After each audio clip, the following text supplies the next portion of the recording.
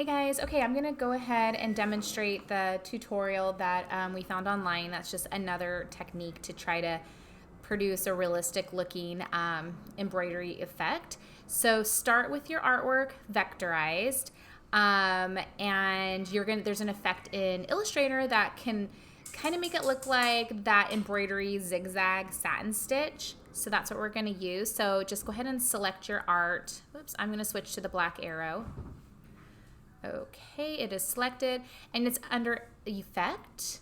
We're gonna stylize, and I guess it's a scribble, right? It's going back and forth. It's kind of a good way to remember it. Okay, so I just followed the tutorial for this, but basically you want really thin lines. Our tutorial, it called for, what did it say? Like 0.2 millimeters, and my document is in points, so I didn't know how many points was 0.2 millimeters. So what I did, I just typed in 0.2 mm and hit, and then I just went to the next box and it did the math for me. So that was kind of neat. So so I did that one. What else was the other one? I think it's 1.5 millimeters was spacing, and then everything else was 0. You can change the angle direction wherever you want. I just kind of put mine at 360 or 0. Basically, I liked it going left and right. And yeah, so that's pretty easy, I guess. Go ahead and do that. Let's see here. Now, one thing that I didn't really like is like, my circle. I don't like how I wish my circle kind of looked like, let me show you. Like that, right? Going around as opposed to straight. So what I did for that is I ended up, let me show you guys. Zoom in here. On the artwork, here, I'll just move this real quick. Oh, it's locked. Let me unlock that. There we are. I just drew with the pen tool, this like zigzag line. And then I opened up brushes. Okay, and then I selected it. I clicked, oh dear.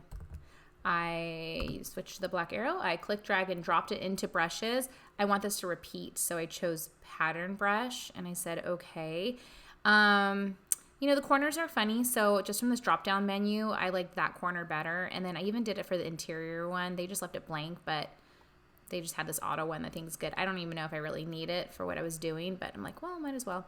And then to change the color, I always like to leave it the method on tints so that it'll match your stroke color. And then say, okay. So that's how I made my brush. And then I just drew a circle that was the right size. And then I picked, the brush tool. And it all seemed to work out. So, yeah. So maybe I kind of manually did the scribble, I guess, is what I'm trying to get at. Okay, so that's how you do the scribble. Now the next step is to go ahead and take it into Photoshop. So let's see here. So I actually did draw it. Whoops. There we go. So let me get this guy to be black. I'm going to delete that. Okay, change my color. And then open up this guy. Okay. So let's move this guy here. So actually, I'm going to delete this one.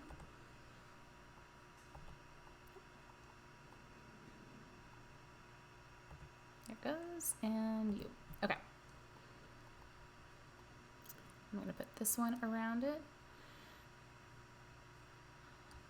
Okay, so there's my embroidery. Scoot it over a little bit. Okay, cool. Okay, so I'm going to go ahead and export it to Photoshop. So I'm going to say File, Export, Export As. And then from our drop-down menu, I'm going to choose Photoshop PSD. Okay, and then find a good folder to save it in so you don't lose it. Let's see here. I made an embroidery assignment folder, so I will save it there. Say okay.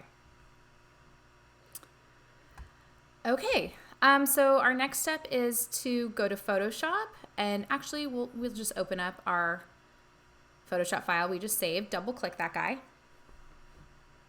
and now he's open in Photoshop.